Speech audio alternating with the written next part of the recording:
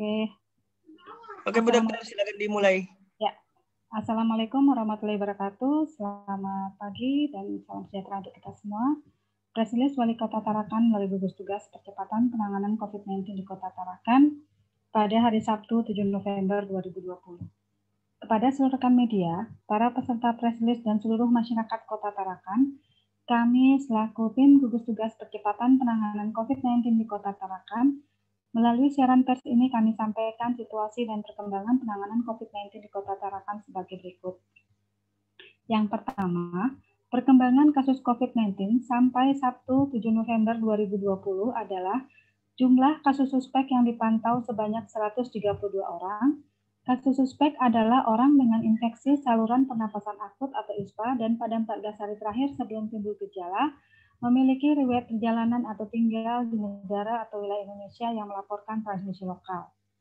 Orang dengan salah satu gejala ISPA dan pada 14 hari terakhir sebelum timbul gejala memiliki riwayat kontak atau riwayat kontak dengan kasus konfirmasi atau probable COVID-19.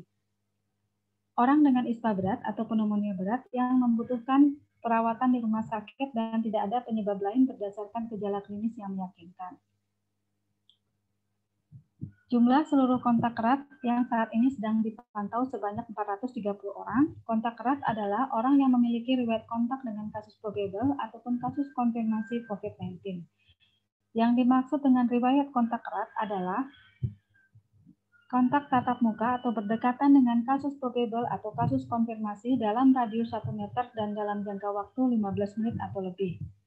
Sentuhan fisik langsung dengan kasus probable ataupun kasus konfirmasi, bersalaman, berpegangan tangan, berjabatan tangan, dan lain-lain.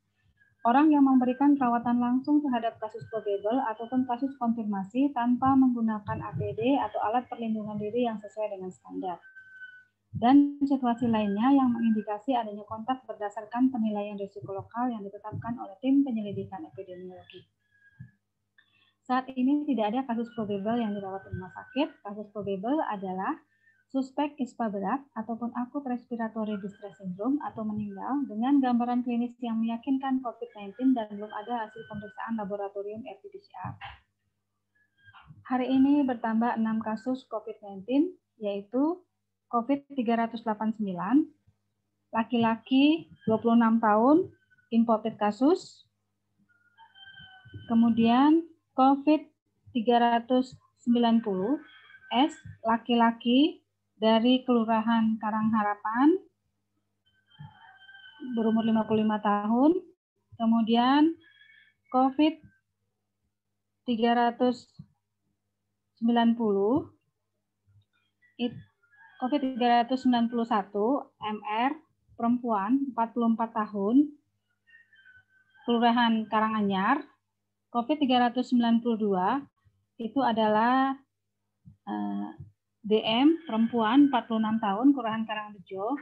COVID 393 AS perempuan 22 tahun Kelurahan Karanganyar Pantai. COVID 394 AL perempuan 40 tahun Kelurahan Karanganyar Pantai.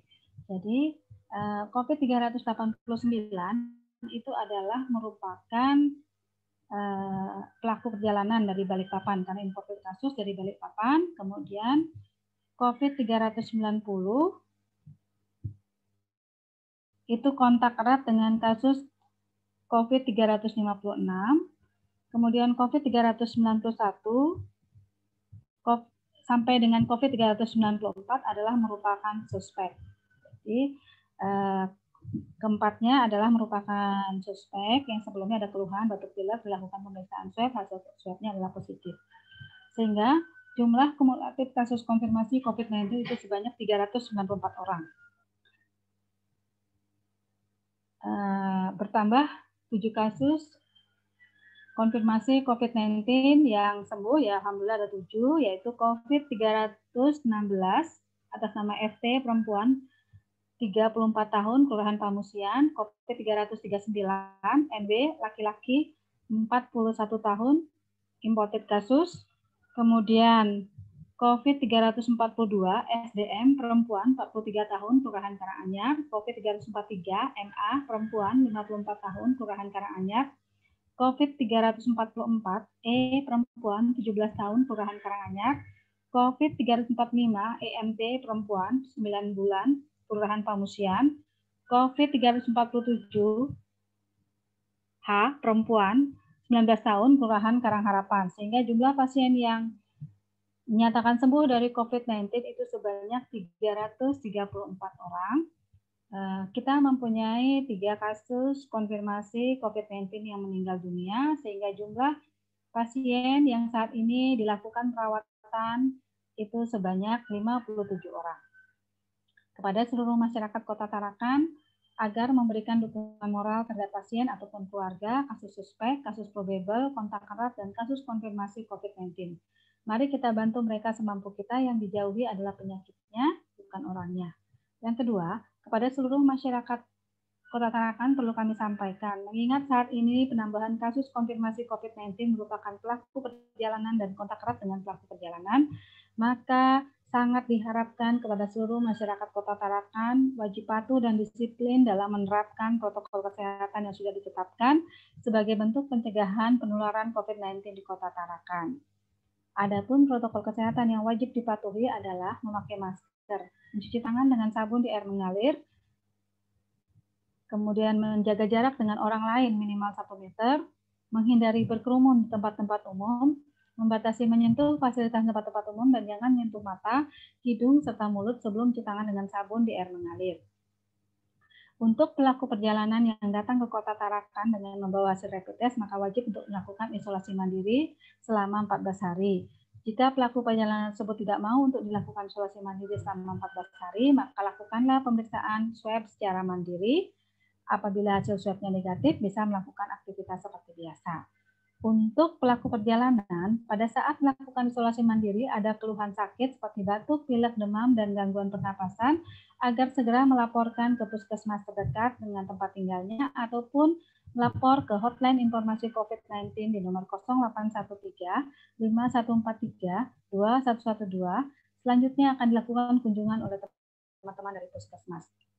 Yang ketiga, isolasi mandiri itu dapat dijalankan dengan cara tinggal di rumah dan jangan pergi bekerja atau pergi ke ruang publik. Gunakan kamar terpisah di rumah dari anggota keluarga lainnya. Jika memungkinkan, upayakan untuk menjaga jarak setidaknya 1 meter dari anggota keluarga lainnya. Gunakan selalu masker selama melakukan isolasi diri. Lakukan pengukuran suhu harian dan observasi gejala klinis seperti batuk atau kesulitan bernapas. Hindari pemakaian bersama peralatan makan, piring, sendok garpu, gelas, dan perlengkapan mandi, handuk, sikat gigi, gayung, linen, dan spray. Selalu menerapkan perilaku hidup bersih dan sehat atau PHBS dengan mengkonsumsi makanan yang bergizi, melakukan kebersihan tangan secara rutin dengan mencuci tangan dengan sabun di air mengalir, serta dikeringkan, dan lakukan etika batuk atau bersin. Berada di ruang terbuka dan berjemur di bawah sinar matahari setiap pagi, maksimal pukul 9 pagi, selalu menjaga kebersihan rumah dengan cairan disinfektan, hubungi segera fasilitas pelayanan kesehatan atau layanan call center 112 jika kondisi memburuk, misalnya kesulitan bernapas atau gangguan pernapasan, untuk dapat diberikan perawatan lebih lanjut. Yang keempat, kami menambahkan kepada seluruh warga Kota Tarakan agar dapat meningkatkan keamanan dan kewaspadaannya di lingkungannya. Kenalilah orang-orang yang ada sekeliling rumah. Apabila ada warga asing atau orang yang mencurigakan, laporkanlah kepada RT ataupun kepada pihak yang berwajib. Yang kelima, kepada warga yang ingin, masyarakat yang ingin menanyakan atau konsultasi mengenai COVID-19, dapat menghubungi hotline informasi COVID-19 via WA di nomor 0813 5143 2112, di mana hotline ini dibuka setiap hari Senin sampai dengan hari Minggu pukul 8 pagi sampai dengan 4 sore. Apabila urgent terkait pasien, silakan menghubungi layanan call center 112 yang tetap melayani selama 24 jam. Menutup press release pada hari ini, kami tim gugus tugas percepatan penanganan COVID-19 di Kota Tarakan, mari kita bersama-sama mencegah penularan COVID-19 dengan melakukan adaptasi kebiasaan baru sesuai dengan protokol kesehatan yang sudah ditetapkan. Demikian, Assalamualaikum warahmatullahi wabarakatuh. Bu, itu bisa di-review itu yang kasus suspek itu seperti apa, Bu? Yang 3 orang ya? Oh, 4. 4 orang kan ya? 391. 391 itu ditemukan di suspek di puskesmas. Jadi ditemukan di puskesmas, tapi kemudian dilakukan rujukan dan itu positif swabnya.